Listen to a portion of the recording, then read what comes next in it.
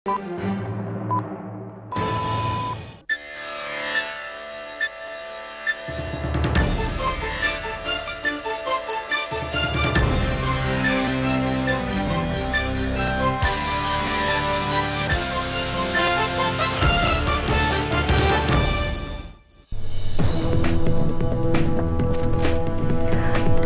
আলাইকুম, শুভেচ্ছা সহ সকলকে স্বাগত জানাচ্ছি চ্যানেল আই সংবাদে। এখনকার আয়োজন নিয়ে আপনাদের সাথে আছি আমি ফাবলিহা বুশরা। শুরুতেই চলুন দেখে নিই ফ্রেশ আটা, ময়দা, সুজি সংবাদ শিরোনামগুলো। বাংলাদেশি পণ্য রপ্তানিতে নতুন পাল্টা শুল্কের হার ৩৫ থেকে কমিয়ে ২০% করেছে যুক্তরাষ্ট্র। কূটনৈতিক বিজয় বলে প্রধান উপদেষ্টার প্রতিক্রিয়া। দেশের মানুষকে বোকা বানিয়ে যারা লুটপাট করে তাদের পরিণতি শেখ হাসিনার মতোই হবে বললেন মির্জা ফখরুল। জনগণ চায় দুর্নীতিমুক্ত সুশাসন মন্তব্য। রাজনৈতিক সংশ্লিষ্টতার অভিযোগে সেনা কর্মকর্তার বিরুদ্ধে তদন্ত আদালত। নাশকতা চেষ্টায় কার্যক্রম নিষিদ্ধ আওয়ামী লীগের আরও ৮ নেতাকর্মী গ্রেফতার।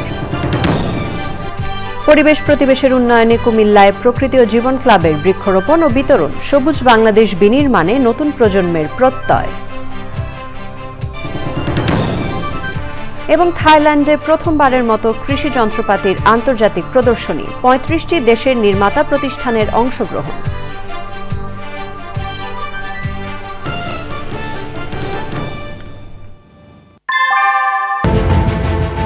Primacy inbuilt. German technology. Bangladesh's first Thermix rod. Salam Steel Thermax. সংবাদ শিরোনামগুলো জানাচ্ছিলাম। এখনকার এই সংবাদ আয়োজন একই সঙ্গে চ্যানেল আইয়ের ইউটিউব চ্যানেল এবং চ্যানেল আইয়ের ওটিটি প্ল্যাটফর্ম আই স্ক্রিনে লাইভ স্ট্রিম হচ্ছে। এবার জানাবো বিস্তারিত। বাংলাদেশি পণ্যের উপর ৩৫ থেকে কমিয়ে ২০% পাল্টা শুল্ক আরোপ করেছে যুক্তরাষ্ট্র। এর সঙ্গে আগের ১৫% মিলিয়ে এখন থেকে যুক্তরাষ্ট্রের বাজারে বাংলাদেশের পণ্য পাঠাতে ৩৫% শুল্ক দিতে হবে। নতুন সিদ্ধান্তে দক্ষিণ এশিয়ার দেশগুলোর মধ্যে আফগানিস্তানে ১৫%, পাকিস্তানে ১৯%, শ্রীলঙ্কায় ২০% ও ভারতে ২৫% শুল্ক চাপিয়েছেন ট্রাম্প। গত এপ্রিলে বাংলাদেশের ওপর শুরুতে ৩৭% শুল্ক আরোপ করেছিল ওয়াশিংটন, পরে করা হয়েছিল ৩৫%। সেটি ২০% নেমে আসাকে কূটনৈতিক বিজয় দাবি করেছেন প্রধান উপদেষ্টা ডক্টর মোহাম্মদ ইউনূস। এর মাধ্যমে জাতীয় স্বার্থ সুরক্ষিত হয়েছে বলে এক বিবৃতিতে জানান তিনি। বাংলাদেশি পণ্যে যুক্তরাষ্ট্রের ২০% পাল্টা শুল্ক আরোপকে আপাতত স্বস্তির বলে মনে করছেন রপ্তানিকারক এবং বাণিজ্য বিশ্লেষকরা। ভিয়েতনাম, ভারত, কম্বোডিয়া সহ প্রতিযোগী দেশগুলোর সঙ্গে শুল্ক হার কাছাকাছি থাকবে, কাজেই খুব অসম বাণিজ্য হবে না আশাবাদী ব্যবসায়ীরা। তবে সবার শঙ্কা, এই শুল্ক যুদ্ধের খেসারত দিতে হবে অর্থনীতিকে। রিজভিনা বাজের রিপোর্ট। আগের গড় শুল্ক ১৫ আর নতুন ২০, সব মিলে ৩৫% শুল্ক দিয়ে যুক্তরাষ্ট্রের বাজারে পণ্য পাঠাতে হবে বাংলাদেশকে। এতে ব্যবসার খরচ কিছুটা বাড়তে পারে, তবে তাতেও শঙ্কিত নন উদ্যোক্তারা। তাদের চাওয়া গ্যাস সংকট, বন্দরে জটিলতা এবং আইন শৃঙ্খলার মতো বিষয়গুলোতে সরকার যেন স্বস্তি দেয়। I must say that this is a great achievement. Duty কিন্তু চেঞ্জ হয়নি। ডিউটি বাংলাদেশে আপনি কটনের উপরে যেরকম 15% থেকে 16%-এর অ্যারাউন্ড ডিউটি, এবং সিনথেটিকের ক্ষেত্রে এটা 30%। বাট ডিউটিটা এখন ম্যাটার করছে না, বিকজ আপনার প্রত্যেকটা দেশে কিন্তু ডিউটি যেটা ছিল সেটা রয়ে যাচ্ছে। ভারতের তুলনায় বরঞ্চ 5% কম আছে, সেটা হলো স্বস্তির জায়গা। যে আশঙ্কাটা আমরা করছিলাম যে ওই প্রতিদ্বন্দ্বী দেশের সাথে আমাদের ট্যারিফের পার্থক্য যদি 15% থাকে বা 10% থাকে, তাহলে বিজনেসটা ওই জায়গায় মুভ করবে, এটাই স্বাভাবিক। তাই এই সংখ্যাটা এখন কেটে গেছে। ৩৫% জায়গায় শুল্ক ২০% পেতে যুক্তরাষ্ট্রকে কি দিতে হয়েছে তা জানা গেলে বোঝা যাবে লাভ ক্ষতির পাল্লা কার দিকে, মন্তব্য বিশ্লেষকদের। আমাদের এটার জন্য তো আবার ছাড়ও দিতে হয়েছে অনেক জায়গায়, যেটা নন ডিসক্লোজার ক্লজের কারণে আমরা স্পষ্টত জানতে পারিনি, কিন্তু তারপরে যেটুকু আমরা জেনেছি তাতে কিন্তু আমাদের যে প্রকিউরমেন্ট বেশি করা, 25টা বোয়িং কেনার কথা বলা হচ্ছে, বা আমরা 5 বছরে 7 লাখ টন করে অতিরিক্ত গম আমদানি করব, বা আমরা এলএনজি মার্কিন যুক্তরাষ্ট্র থেকে আমদানি করব, যেগুলো খবর এসেছে, অর্থাৎ এটার বিপরীতে আমাদেরকে কিন্তু প্রকিউরমেন্টের দিকটাতে আমাদের অন্য জায়গা থেকে আগে যেগুলো আমরা ক্রয় করছিলাম সেখানের সাপেক্ষে বেশি মূল্য দিতে হবে। সুতরাং এখানে একটা কিন্তু ট্রেড অফ আছে। বাংলাদেশ বছরে যুক্তরাষ্ট্রে প্রায় $9 বিলিয়ন পণ্য রপ্তানি করে। রিজভিনা ওয়াজ, চ্যানেল আই, ঢাকা। বিএনপি মহাসচিব মির্জা ফখরুল ইসলাম আলমগীর বলেছেন, রাজনৈতিকভাবে আওয়ামী লীগকে নিষিদ্ধ করতে পারলে ফ্যাসিবাদ আর মাথাচাড়া দিয়ে উঠতে পারবে না। যারা লুটপাট দুর্নীতি করে তাদের সাথে বিএনপি কখনোই আপোষ করবে না। বিএনপির স্থায়ী কমিটির সদস্য মির্জা আব্বাস বলেন, জনগণকে বিএনপির বিরুদ্ধে ভুল বোঝানোর অপচেষ্টা চালানো হচ্ছে। মইনুল হাসানের রিপোর্ট। রাজধানীর যাত্রাবাড়ি শহীদ ফারুক সড়কে জুলাই আগস্ট গণঅভ্যুত্থানে শোক ও বিজয়ের বর্ষপূর্তি উপলক্ষে শহীদদের স্মরণে ঢাকা মহানগর দক্ষিণ বিএনপির সমাবেশে যোগ দিয়ে বিএনপির স্থায়ী কমিটির সদস্য মির্জা আব্বাস বলেন, পিআর পদ্ধতিতে নির্বাচনের দাবি করে একটি রাজনৈতিক মহল নির্বাচন পেছানোর ষড়যন্ত্র করছে। আগে ভোট দেওয়া শিখান, পরে পিআরের কথা বলেন। নতুন নতুন কথা বলে জনগণকে দয়া করে বিভ্রান্ত করবেন না। এই পিআর পদ্ধতির পিছনে উদ্দেশ্য আছে। উদ্দেশ্য হলো কেউ বলবে করব, কেউ বলবে করবে না, অর্থাৎ এক পর্যায়ে বলবে এই কারণে নির্বাচন হচ্ছে না, সুতরাং আরও কিছুদিন সময় বাড়ায় দিতে হবে। রাজধানীর উত্তরায় আজমপুরে 24-এর গণঅভ্যুত্থানে শহীদদের স্মরণে ঢাকা মহানগর উত্তর বিএনপির সমাবেশ। দুপুর থেকেই খণ্ড খণ্ড মিছিল নিয়ে সমাবেশে হাজির হন নেতাকর্মীরা। বক্তব্য রাখেন ঢাকা বিএনপির বিভিন্ন ইউনিট ও দলের নেতারা। সমাবেশে প্রধান অতিথির বক্তব্যে বিএনপির মহাসচিব বলেন, দেশের জনগণ চায় দুর্নীতিমুক্ত সুশাসন। ঘোষণা আমাদের প্রধান উপদেষ্টা দিয়েছেন যে আগামী ফেব্রুয়ারি মাসে নির্বাচন হবে। এই নির্বাচনটা আমরা চাই, দেশের মানুষ চায়। দেশের মানুষ একটা নির্বাচিত সরকারের অধীনে দেশ পরিচালনা করতে চায়। যারা লুটপাট করে, যারা ব্যাংক লুট করে, যারা চাঁদাবাজি করে, যারা মানুষের সম্পত্তি লুট করে নিয়ে যায়, তাদের বিরুদ্ধে আমাদের কোনো রকমের আপোষ থাকবে না। জুলাই আন্দোলনের 1 বছর পূর্তি না হতেই দেশে এক ধরনের অস্থিরতা তৈরি হয়েছে, আর এই থেকে মুক্তি পেতে জাতীয় নির্বাচন গুরুত্বপূর্ণ মনে করেন তিনি। যুক্তরাষ্ট্র বাংলাদেশি পণ্য রপ্তানিতে পাল্টা শুল্ক কমাতে পারায় অন্তর্বর্তী সরকারকে ধন্যবাদ জানান বিএনপির মহাসচিব। Monirul Hasan, channel I, Dhaka. হার্টে ব্লক ধরা পড়ায় ঢাকার একটি বেসরকারি হাসপাতালে শনিবার সকালে জামায়াতে ইসলামের আমির শফিকুর রহমানের ওপেন হার্ট সার্জারি হবে। দলের নায়েবে আমির মিয়া গোলাম পারওয়ার জানিয়েছেন, গত 30 জুলাই শফিকুর রহমানের হার্টে 5টি ব্লক ধরা পড়ায় পারিবারিক ও দলীয়ভাবে অপারেশনের সিদ্ধান্ত নেওয়া হয়েছে।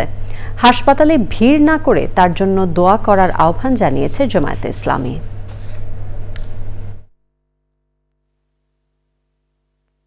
আল্লাহর মর্জি, আল্লাহ ভরসা করে সিদ্ধান্ত নিয়েছি যে ওনাকে ওপেন হার্ট সার্জারি ইনশাআল্লাহ করতে হবে। ওনার পরিবার, উনি নিজে সহ আমরা সকলেই সর্বসম্মতভাবে সারে সদর হয়ে আল্লাহ ভরসা করে আমরা এই সিদ্ধান্ত গ্রহণ করেছি। রাজনৈতিক সংশ্লিষ্টতার অভিযোগে সেনা কর্মকর্তার বিরুদ্ধে তদন্ত আদালত গঠন করা হয়েছে বলে জানিয়েছে আন্তঃবাহিনী জনসংযোগ পরিদপ্তর আইএসপিআর। কর্মশালার নামে কার্যক্রম নিষিদ্ধ ঘোষিত সংগঠন আওয়ামী লীগের কর্মীদের প্রশিক্ষণ দেওয়ার অভিযোগ রয়েছে ওই সেনা কর্মকর্তার বিরুদ্ধে। এই ঘটনায় আরও কারা জড়িত তা উদ্ঘাটনে তদন্ত করছে পুলিশ। শহীদুল্লাহ রাজুর রিপোর্ট। সম্প্রতি আইনশৃঙ্খলা রক্ষাকারী বাহিনীর মাধ্যমে সেনাবাহিনীর এক কর্মকর্তার বিরুদ্ধে রাজনৈতিক সংশ্লিষ্টতা সংক্রান্ত অভিযোগ পাওয়া যায়। এক সংবাদ বিজ্ঞপ্তিতে আইএসপিআর জানিয়েছে, গত 17 জুলাই ওই সেনা কর্মকর্তাকে তার উত্তরার বাসা থেকে আটক করে সেনা হেফাজতে নেওয়া হয়েছে। প্রাথমিক তদন্তে অভিযোগের সত্যতা পাওয়ার কথা জানিয়েছে আইএসপিআর। প্রাপ্ত তথ্য প্রমাণের ভিত্তিতে তার বিরুদ্ধে সেনাবাহিনীর প্রচলিত আইন ও বিধি অনুযায়ী যথাযথ শাস্তিমূলক ব্যবস্থা গ্রহণ করা হবে। কর্মস্থল থেকে অনুপস্থিত থাকায় তার বিরুদ্ধে আরেকটি তদন্ত আদালত গঠন করা হয়েছে। পুলিশ বলছে, কার্যক্রম নিষিদ্ধ থাকা আওয়ামী লীগ, নিষিদ্ধ ছাত্রলীগ সহ অন্যান্য সহযোগী সংগঠনের নেতাকর্মীদের গোপন বৈঠকের ঘটনায় দায়ের করা মামলার তদন্ত চলছে। ঘটনাটা আমরা অত্যন্ত গুরুত্ব দিয়ে তদন্ত করছি এবং এই ঘটনার প্রকৃত রহস্য উদ্ঘাটন করা এবং এইখানে আর অন্য কারো কোনো সংশ্লিষ্টতা আছে কিনা সেটাও আমরা খতিয়ে দেখছি। গত ২৪ ঘণ্টায় নাশকতার মাধ্যমে দেশে অস্থিতিশীলতা তৈরির পরিকল্পনার অভিযোগে আওয়ামী লীগের ৮ নেতাকর্মীকে গ্রেপ্তার করেছে গোয়েন্দা পুলিশ। সাম্প্রতিক সময়ে রাজধানীর আইনশৃঙ্খলা পরিস্থিতি বিনষ্ট করার জন্য কিছু লোক বিভিন্নভাবে অপচেষ্টা অব্যাহত রেখেছে। তারই প্রেক্ষিতে কার্যক্রম নিষিদ্ধ আওয়ামী লীগ এবং তার অঙ্গ সংগঠনের ৮ জন নেতাকর্মীকে গ্রেফতার করা হয়। প্রাপ্ত গোয়েন্দা তথ্য আছে, সেগুলো যাচাই বাছাই করে কারো বিরুদ্ধে যদি সুনির্দিষ্ট অভিযোগ থাকে, কোনো রকম আইনশৃঙ্খলা বিনষ্ট করার চেষ্টায় জড়িত থাকার অভিযোগ পাওয়া যায়, সেক্ষেত্রে আমরা গ্রেফতারগুলো করছি। মামলার তথ্য অনুযায়ী ৮ই জুলাই বসুন্ধরা সংলগ্ন একটি কনভেনশন সেন্টারে নিষিদ্ধ ছাত্রলীগ গোপন বৈঠকের আয়োজন করে। Shahidullah Raju, channel I, Dhaka. প্রিয় দর্শক, এবার আমাদের বিশেষ আয়োজন ছাত্র জনতার অভ্যুত্থানের ১ বছর।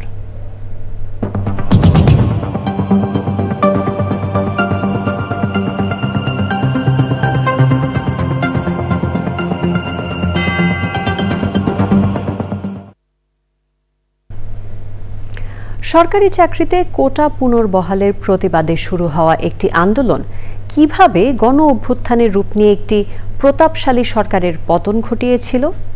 ছাত্রনেতারা বলছেন, জুলাই মাসে শত শত মানুষ হত্যার বিরুদ্ধে শিক্ষার্থীদের ৯ দফায় ১ দফায় রূপান্তর হয়েছিল।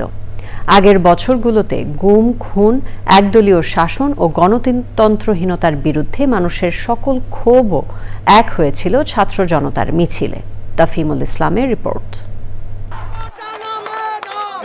২০২৪ সালের ৫ জুন সরকারি চাকরিতে কোটা ব্যবস্থা পুনর্বহাল করে হাইকোর্টের রায়ের পর শুরু হয় আন্দোলন। শরিক হয় দেশের সকল শিক্ষা প্রতিষ্ঠান, পাবলিক, প্রাইভেট, বিশ্ববিদ্যালয়, কলেজ এবং মাদ্রাসার শিক্ষার্থীরাও। মধ্য জুলাইয়ে তৎকালীন প্রধানমন্ত্রী শেখ হাসিনার একটি মন্তব্যে আন্দোলন আরো উস্কে দেয়। মুক্তিযোদ্ধাদের নাতিপুতিরাও পাবে না, তাহলে কি রাজাকারের নাতিপুতিরা পাবে? দেশ উত্তাল হয়ে ওঠে। আন্দোলন দমনে সরকার কঠোর অবস্থান নেয়। ইন্টারনেট পরিষেবা বন্ধ করে দেওয়া হয়। সেনাবাহিনী মোতায়েন করে জারি করা হয় কারফিউ।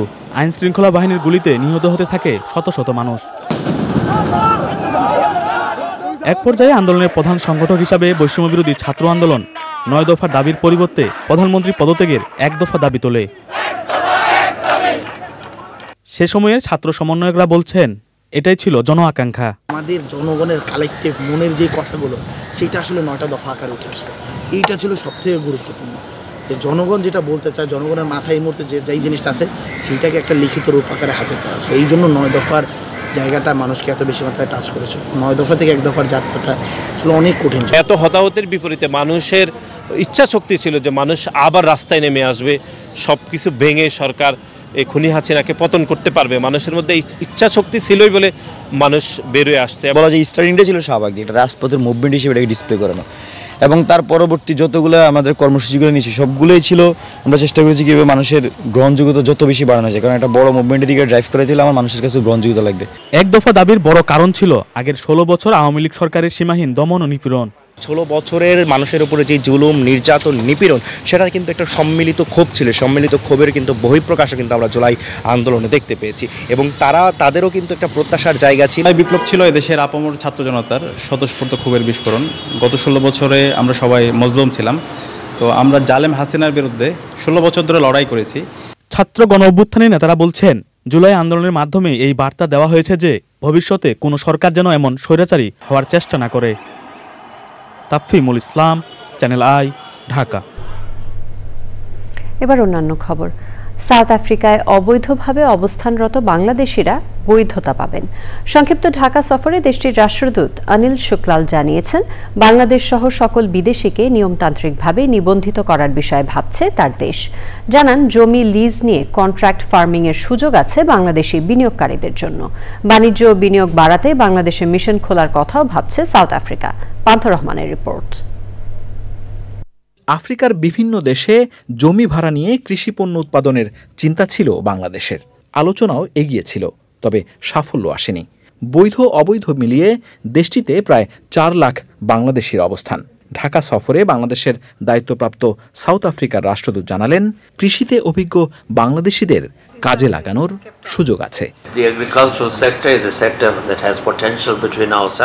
কৃষি আমাদের দেশে একটি সম্ভাবনাময় খাত, যদিও এ থেকে আমাদের অর্জন জিডিপির মাত্র 2%। আমরা জমি সর্বোচ্চ ব্যবহার চাই, উৎপাদন বাড়াতে চাই, তবে জমি সরকারের নয় বরং বেসরকারি খাতে। ফলে বাংলাদেশি উদ্যোক্তারা বেসরকারি খাতের সঙ্গে যুক্ত হয়ে কৃষিপণ্য উৎপাদন করতে পারে। তাছাড়া এক্ষেত্রে বাংলাদেশের অভিজ্ঞতাও কাজে লাগবে। রাষ্ট্রদূতের মতে বাণিজ্য, বিনিয়োগ, ক্রিকেট কিংবা ঔষধ শিল্পে অপার সম্ভাবনা থাকলেও 3 দশকের সম্পর্কে অর্জন কম। আমাদের সরকার তথাকথিত অবৈধ অভিবাসীদের নিয়ে কাজ করছে। শুধু বাংলাদেশি নয়, বরং আমাদের দেশে যত বিদেশি আছে সকলকেই বৈধতা দেওয়ার চেষ্টা চলছে। স্বরাষ্ট্র মন্ত্রণালয় এ নিয়ে কাজ করছে। আশা করি সহসাই সমাধান হবে। বিদেশিদের নিরাপত্তা নিয়ে একটা শঙ্কা আছে, সেটা মানছি। মাঝে মাঝে কিছু গোষ্ঠী হামলা করে, তবে আমাদের নিরাপত্তা কর্মী বেশ তৎপর। এই বিষয়টিও সমাধানযোগ্য। সম্ভাবনার জায়গা থেকেই 1995 সালের 27 ফেব্রুয়ারি প্রিটোরিয়ায় হাইকমিশন চালু করে বাংলাদেশ। সাউথ আফ্রিকাও বাংলাদেশে মিশন খোলার চিন্তা করছে বলে জানান রাষ্ট্রদূত। পান্থ রহমান, চ্যানেল আই, ঢাকা। জলবায়ুর অভিঘাতে ক্ষতিগ্রস্ত পরিবেশ প্রতিবেশের উন্নয়নে কুমিল্লায় বৃক্ষরোপণ ও বিতরণ করেছে প্রকৃতি ও জীবন ক্লাব। জনপ্রিয় মোবাইল অপারেটর বাংলালিংকের সহযোগিতায় প্রাচীন ও ঐতিহ্যবাহী বিদ্যাপীঠ কুমিল্লা জিলা স্কুলের 1000-এর বেশি শিক্ষার্থীর মাঝে গাছের চারা বিতরণ করা হয়। বিশিষ্টজনদের প্রত্যাশা, এমন উদ্যোগ সবুজ বাংলাদেশ বিনির্মাণে নতুন প্রজন্মকে উৎসাহিত করবে। আবুল কাশেম হৃদয়ের তথ্যে আফরোজা হাসির রিপোর্ট।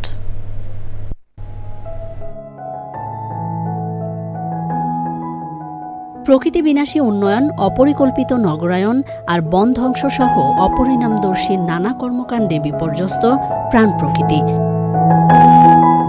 পরিস্থিতির উন্নয়নে সবুজে সাজায় বাংলাদেশ স্লোগানে সারা দেশের মতো কুমিল্লায়ও ব্যাপক হারে বৃক্ষরোপণ করছে প্রকৃতি ও জীবন ক্লাব। সবুজে সাজাই বাংলাদেশ এ প্রতিপাদ্যে কুমিল্লায় বৃক্ষরোপণ কর্মসূচি পালন করেছে প্রকৃতি জীবন ক্লাব। যে কুমিল্লা কিন্তু সমবায়ের জন্য একটা বিখ্যাত জায়গা, সমবায়ের মাধ্যমে কিন্তু এখানে অনেক কর্মকাণ্ড হয়েছে, কিন্তু তারপরেও বৃক্ষ যেভাবে নিধন হচ্ছে, বৃক্ষ যেভাবে হারিয়ে যাচ্ছে এই সবুজ কুমিল্লার থেকে, সেই কুমিল্লাকে যদি ভালো রাখতে চাই আমরা এবং একে সবুজে ছেয়ে ফেলতে চাই, বৃক্ষরোপণ কিন্তু আরও জোরসোরে করতে হবে।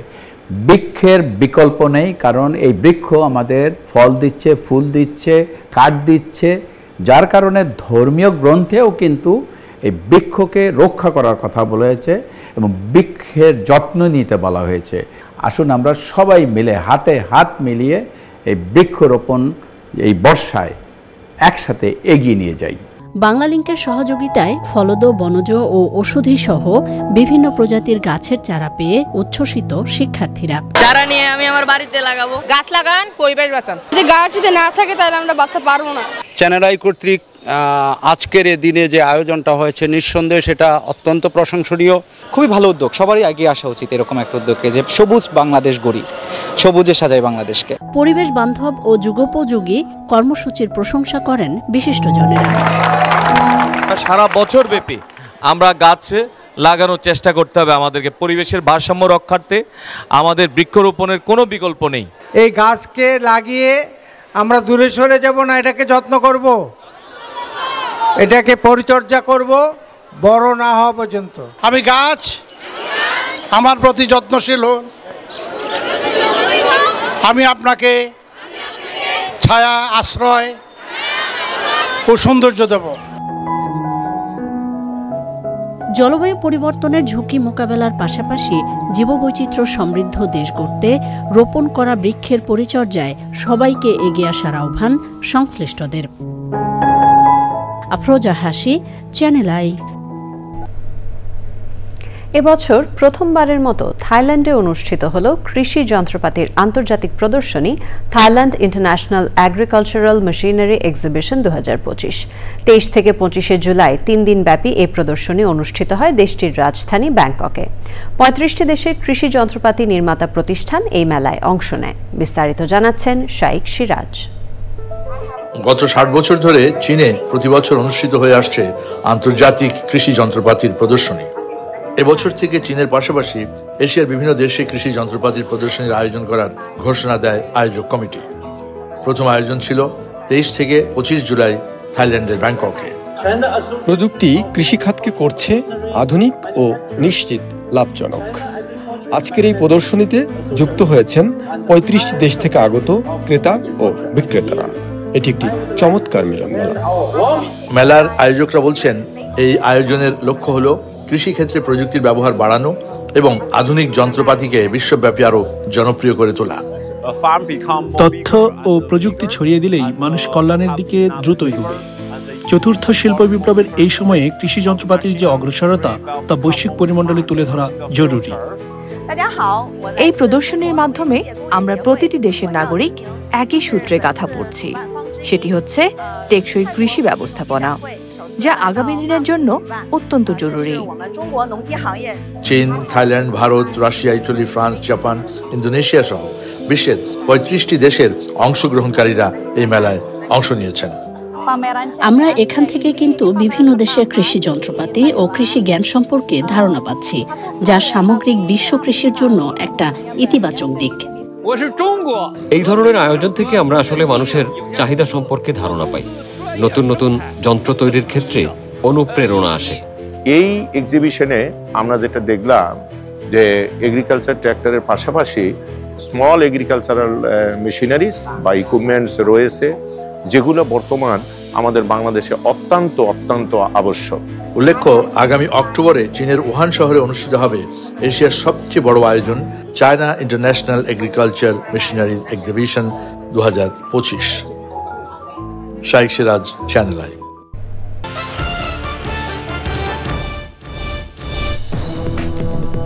বিরতির পর সাথে থাকার জন্য ধন্যবাদ সবাইকে।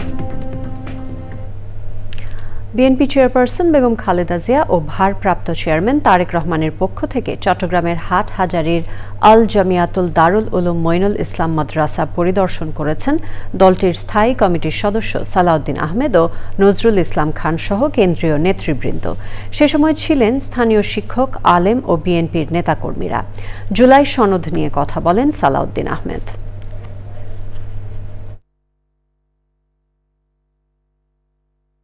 আমরা আশা করি এই জুলাই জাতীয় সনদ এখনও স্বাক্ষরিত হয়নি, বাট গতকালকে পর্যন্ত সবার ঐকমতের ভিত্তিতে সমস্ত মৌলিক বিষয়গুলো একত্রিত করে সনদ হয়েছে।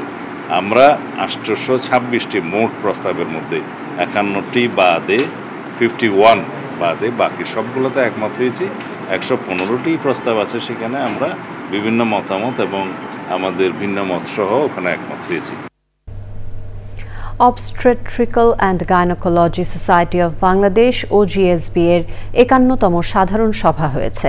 একই সঙ্গে দুদিনের 33তম আন্তর্জাতিক বৈজ্ঞানিক সম্মেলনও শুরু হয়েছে। রাজধানীর একটি হোটেলে সম্মেলনে প্রায় 1300 গাইনি ও অবস বিশেষজ্ঞ চিকিৎসকরা উপস্থিত ছিলেন। Ensuring quality and safety of care in women's health প্রতিপাদ্যে এবারের সম্মেলনে 32টি সেশনে 196 জন বক্তা তাদের বৈজ্ঞানিক উপস্থাপনা করবেন। উদ্বোধনী আয়োজনে প্রধান অতিথি ছিলেন স্বাস্থ্য ও পরিবার কল্যাণ মন্ত্রণালয়ের বিশেষ সহকারী অধ্যাপক ডক্টর সাইদুর রহমান। সভাপতিত্ব করেন OGSB এর সভাপতি অধ্যাপক ফারহানা দেওয়ান।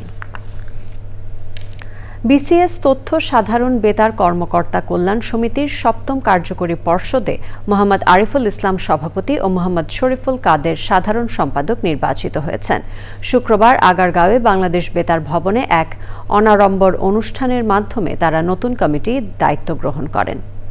অনুষ্ঠানে প্রধান অতিথি ছিলেন বাংলাদেশ বেতারের মহাপরিচালক ASM জাহিদ ও অন্যদের মধ্যে ছিলেন বিদায়ী আহ্বায়ক কমিটির সভাপতি ও অতিরিক্ত মহাপরিচালক আনোয়ার হোসেন মৃধা ও সাবেক মহাপরিচালক জনাব মোহাম্মদ সালাউদ্দিন। নিটোল টাটা আন্তর্জাতিক সংবাদ।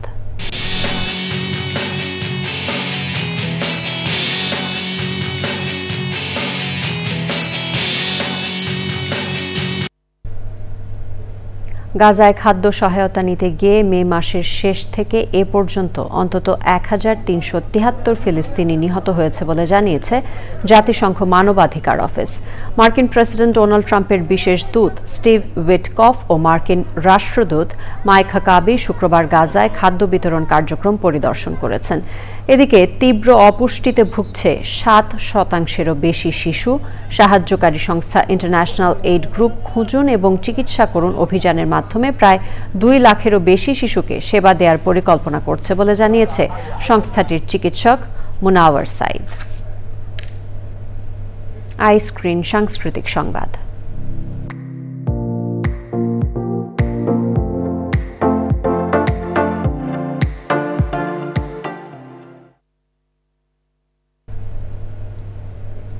লালমাটিয়ায় ভূমি গ্যালারিতে শুরু হয়েছে দ্য ট্রেন্ড সেটার্স শীর্ষক দলীয় চিত্র প্রদর্শনী। সন্ধ্যায় দেশের ১০ জন প্রতিভাবান শিল্পীর চিত্র প্রদর্শনীর উদ্বোধন করেন চিত্রশিল্পী মনিরুল ইসলাম এবং শিল্পপ্রেমী গীতাঙ্ক দেবদীপ দত্ত। এ প্রদর্শনীতে রয়েছে ৭০টি চিত্রকর্ম।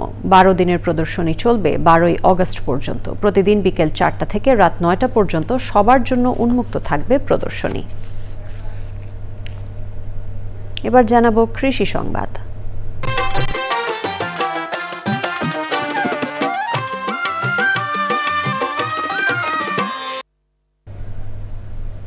দিনাজপুরে খেজুর চাষ করে সফলতা পেয়েছেন ফুলবাড়ির জাকির হোসেন।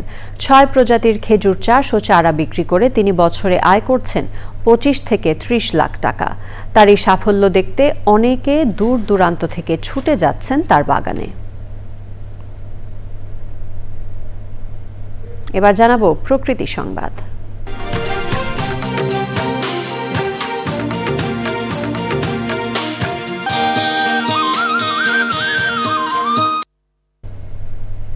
বাগেরহাটে হাঁটু পানি মারিয়ে ক্লাস করতে হচ্ছে গাবতলা ইসলামাবাদ সরকারি প্রাথমিক বিদ্যালয়ের শিক্ষার্থীদের। প্রাকৃতিক দুর্যোগ ও জোয়ারের কারণে মাসের ১৫ দিন পানিবন্দী থাকছে বিদ্যালয়টি। বিড়ম্বনা কাটিয়ে শিক্ষার সুষ্ঠু পরিবেশ নিশ্চিতে দ্রুত সংস্কারের দাবি শিক্ষক, শিক্ষার্থী ও স্থানীয়দের। ঊর্ধ্বতনের সাথে আলোচনা সাপেক্ষে সমাধানের আশ্বাস উপজেলা শিক্ষা কর্মকর্তার। ঢাকা ব্যাংক পিএলসি বাণিজ্য সংবাদ।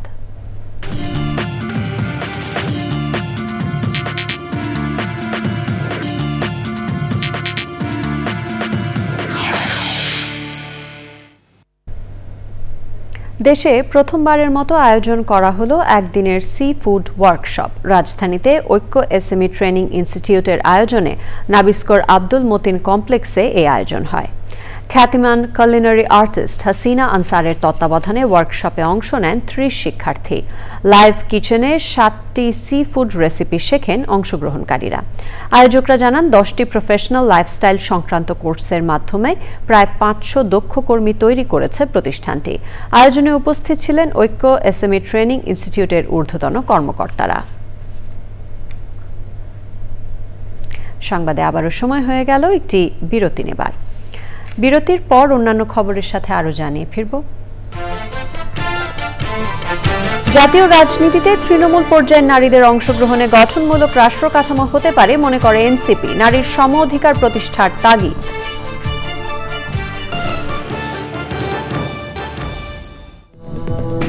বিরতির পর সাথে থাকার জন্য ধন্যবাদ সবাইকে। জাতীয় নাগরিক পার্টি এনসিপির তরুণ নেতৃত্ব মনে করেন জাতীয় রাজনীতিতে তৃণমূল পর্যায়ের নারীদের অংশগ্রহণ নিশ্চিতের মাধ্যমে একটি গঠনমূলক রাষ্ট্র কাঠামো হতে পারে। পাশাপাশি জোর দেন নারীর সম অধিকারের প্রতি। দল মত নির্বিশেষে নারীদের সাইবার অ্যাটাকের বিরুদ্ধে রুখে দাঁড়ানোর আহ্বান জানানো হয় আলোচনায়। মিথিলা নাজরিনের রিপোর্ট। মর্যাদাপূর্ণ বাংলাদেশ ও নতুন বন্দোবস্তের লক্ষ্যে নারীদের প্রত্যয় শীর্ষক সেমিনার আয়োজন করে জাতীয় যুবশক্তি। সেখানে সারা দেশের বিভিন্ন পর্যায়ে নেতৃত্ব দেওয়া নারীরা অংশ নেন। মাসব্যাপী জুলাই পদযাত্রায় অংশ নেওয়ার অভিজ্ঞতা বিনিময় করে নেতৃবৃন্দ বলেন সিদ্ধান্ত গ্রহণে নারীর সম্পৃক্ততা জরুরি। কনভারসেশনে নারীদেরকে না রাখতে পারি, তাদের কাছ থেকে যদি শুনতে না পারি, তখন কিন্তু আমরা বড় পার্সপেক্টিভগুলো হয়তো মিস করে যাব। যে জন্য আমাদের জাতীয় রাজনীতিতে পলিসি মেকিংয়ে অবশ্যই নারীদের অন্তর্ভুক্তির প্রয়োজন। রাজনৈতিক জায়গায় বা সিদ্ধান্ত গ্রহণের জায়গায় কিছু পকেট গোষ্ঠী তৈরি হয়, সেই পকেট গোষ্ঠীগুলো এই রাষ্ট্র ব্যবস্থাকে ঠিক করা, চালিত করার একটা প্রক্রিয়ার মধ্যে থাকে। এই পকেট গোষ্ঠীগুলোর মধ্যে কোনো নারী নেই। সংসদ নির্বাচনে সংরক্ষিত আসনে অংশ নেওয়া নারীদের সম্পৃক্ততা থাকবে সরাসরি মাঠ পর্যায়ে, এমনটি বলছেন বক্তারা।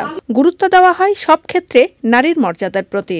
আমরা আশা করি আমরা নারীরা ইনশাল্লাহ আমাদের আদায়, এবার আমরা রাজপথ থেকে এবার আমরা আমাদের সাংবিধানিক, রাজনৈতিক, সামাজিক, রাষ্ট্রীয় অধিকার আদায় না করে আমরা কেউ ঘাড় ফিরাবো না। আমরা যখন নারীদের নতুন বন্দোবস্তের কথা বলি, আমরা যখন বলছি যে মর্যাদাপূর্ণ বাংলাদেশের কথা, তখন আমাদের মর্যাদার গণ্ডি শুধু নারীদের সমাবেশে এসে কথা বলার মধ্যে সীমাবদ্ধ হয়ে গেছে। জুলাই আন্দোলনে নারীদের সক্রিয় অংশগ্রহণকে শ্রদ্ধাভরে স্মরণ করা হয় সার্বিক আয়োজনে। Mithila Naznin, channel I, Dhaka. সংবাদে আবারও সময় হয়ে গেল একটি বিরতি নেবার। বিরতির পর খেলার খবরে জানিয়ে ফিরব। প্রাক মৌসুম আন্তর্জাতিক ক্লাব প্রীতি ফুটবলে বার্সেলোনার বড় জয়, টটেনহ্যাম হটস্পারের কাছে হেরে হোঁচট খেয়েছে আর্সেনাল।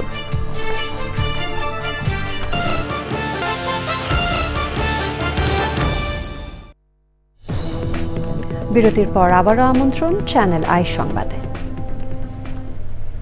তত্ত্বাবধায়ক সরকারের সাবেক উপদেষ্টা এবং স্কলাস্টিকা স্কুলের প্রতিষ্ঠাতা ইয়াসমিন মোর্শেদের প্রথম জানাজার নামাজ হয়েছে জুম্মার নামাজের পর গুলশান আজাদ মসজিদে। বৃহস্পতিবার রাতে রাজধানীর একটি হাসপাতালে শেষ নিঃশ্বাস ত্যাগ করেন ৮০ বছর বয়সী এই খ্যাতনামা শিক্ষাবিদ। সাবেক রাষ্ট্রপতি ইয়াজউদ্দিন আহমেদের নেতৃত্বাধীন তত্ত্বাবধায়ক সরকারের উপদেষ্টাও ছিলেন তিনি। ১৯৪৫ সালের ১৯ মে কলকাতায় খাজা জাকিউদ্দিন ও বেগম বিনু দম্পতির ঘরে জন্মগ্রহণ করেন তিনি। এরই সাথে আয়োজনের শেষ পর্যায়ে আমরা, তবে যাবার আগে ফ্রেশ আটা ময়দা সুজি সংবাদ শিরোনামগুলো জানিয়ে দিচ্ছি আরও একবার। বাংলাদেশি পণ্য রপ্তানিতে নতুন পাল্টা শুল্কের হার ৩৫ থেকে কমিয়ে ২০% করেছে যুক্তরাষ্ট্র। কূটনৈতিক বিজয় বলে প্রধান উপদেষ্টার প্রতিক্রিয়া। দেশের মানুষকে বোকা বানিয়ে যারা লুটপাট করে তাদের পরিণতি শেখ হাসিনার মতোই হবে বললেন মির্জা ফখরুল। জনগণ চায় দুর্নীতিমুক্ত সুশাসন মন্তব্য। রাজনৈতিক সংশ্লিষ্টতার অভিযোগে সেনা কর্মকর্তার বিরুদ্ধে তদন্ত আদালত। নাশকতা চেষ্টায় কার্যক্রম নিষিদ্ধ আওয়ামী লীগের আরও ৮ নেতাকর্মী গ্রেফতার। পরিবেশ প্রতিবেশের উন্নয়নে কুমিল্লায় প্রকৃতি ও জীবন ক্লাবের বৃক্ষরোপণ ও বিতরণ। সবুজ বাংলাদেশ বিনির্মাণে নতুন প্রজন্মের প্রত্যয়। এবং থাইল্যান্ডে প্রথমবারের মতো কৃষি যন্ত্রপাতির আন্তর্জাতিক প্রদর্শনী, ৩৫টি দেশের নির্মাতা প্রতিষ্ঠানের অংশগ্রহণ।